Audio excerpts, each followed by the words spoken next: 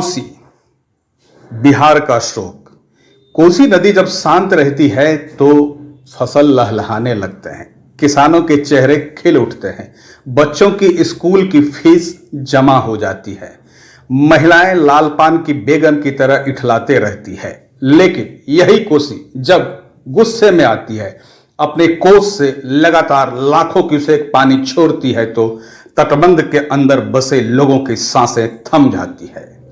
सिर पर गठरी और हाथों में बचे कुचे सामान लेकर अंदर के लोग बाहर ऐसे दौड़ते हैं जैसे कोई युद्ध का मैदान रणभूमि से बज उठा हो। जी हां, इस बार भी कोसी में तबाही का मंजर शुरू हो गया है। बराज से लगभग 6 लाख क्यूसेक पानी छोड़ा गया है। इस बात की जानकारी मिलते ही तटबंध के अंदर फंसे और बसे लोग त्राहिमाम की स्थिति में आ गए हैं। लोग अपने सामान को लेकर के बाहर भाग रहे हैं, तटबंधों पर शरण ले रहे हैं, लेकिन लोगों की जिंदगी में यह दर्द और जख्म नहीं मिटने वाला है। भारत और नेपाल सरकार के बीच में जल संधि किया गया था। जल संधि किए जाने के बाद 1956 से ये फाटक जो है, आपको बराज जो दिख रहा है, ये बराज का बनना शुरू हुआ था। उस समय भारत के प्रधानमंत्री पंडित जवाहरलाल नेहरू हुआ करते थे।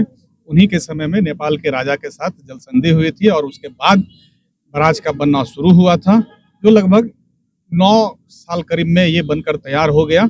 और उसके बाद से ये बराज यहीं पर अनवरत काम कर रहा है।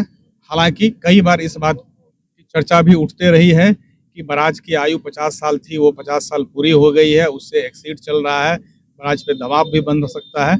लेकिन अभी तक ये बराज यहाँ पर सुरक्षित है। समय समय पर इसकी जो छोटी मोटी मरम्मत का काम होता है वो भी कराया जाता है।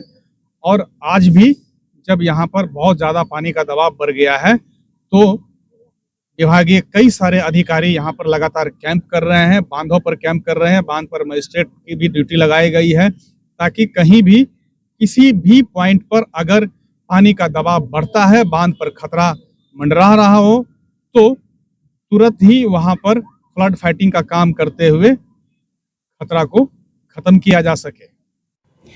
आइए जानते हैं कोसी बराज बनने से लेकर अब तक तटबंधों की कितनी बार सुरक्षा में चूक हुई, तटबंध टूटे, मरम्मत हुए, लोगों के क्या दर्द हैं।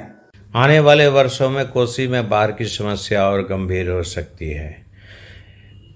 नेपाल से आने वाले पानी को नियंत्रण करने के लिए नेपाल के भीमनगर में जिस बैरेज का निर्माण 60 के दशक में किया गया, उसकी आयु 30 साल ही थी। आयु सीमा समाप्त कर चुके बैरेज से अब 5 लाख मात्र डिस्चार्ज आने पर ओवरफ्लो होने लगता है, जबकि इसके का जो निर्माण किया गया था उसमें इसका डिजाइन 9 लाख क्यूसेक पानी के जलग्रहण क्षमता पर किया गया था। ऐसी परिस्थिति में अगर दूसरा बैरेज का कोई विकल्प नहीं है और अब अगर पानी का डिस्चार्ज बढ़ा नेपाल के तराई क्षेत्र में या फिर जलग्रहण क्षेत्रों में अत्यधिक बारिश होती है तो फिर सारे इंजीनियर के हाथ पांव फूलने लगते हैं, जो कैसे बैरेज को बचाया जाए, कैसे बांध को सुरक्षित किया जाए। दूसरी बड़ी समस्या यह है जो बांध की ऊंचाई तो हर बढ़ा दी जाती है सरकारों के द्वारा, लेकिन दोनों बांध के बीच जो नदी का पेट है उसमें जो सिल्ट 15 से 20 फीट जमा हो चुका है उसे आज तक हटाया नहीं गया है। तो यानी नदी की गहराई नहीं बढ़ती है और बांध की ऊंचाई बढ़ जाती है। तो बांध के बाहर रहने वाले जो 50 लाख 1 करोड़ से अधिक लोग 3-4 जिलों के हैं, मधेपुरा, सुपौल, खगड़िया आदि के, तो उस पर एक आफत का बांध ये बनकर खड़ा है। जब मिट्टी के बांध में ना तो बोल्डर का स्लोप लगाया गया है, केवल ब्लैक टॉपिंग किया गया है। और ऐसी परिस्थिति में एक्सेस सिल्ट जमा होने की वजह से अगर कोसी की धारा ऊपर से बहने लगेगी तो फिर उन आबादी का क्या होगा जो बांध के बाहर बसी हुई है।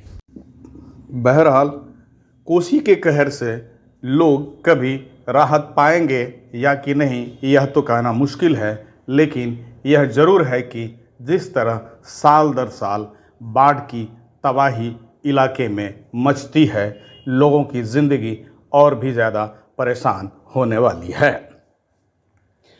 सहयोगी सच्चिदानंद, सरफराज और दिलखुश के साथ लोकल 18 के लिए मनीष वत्स।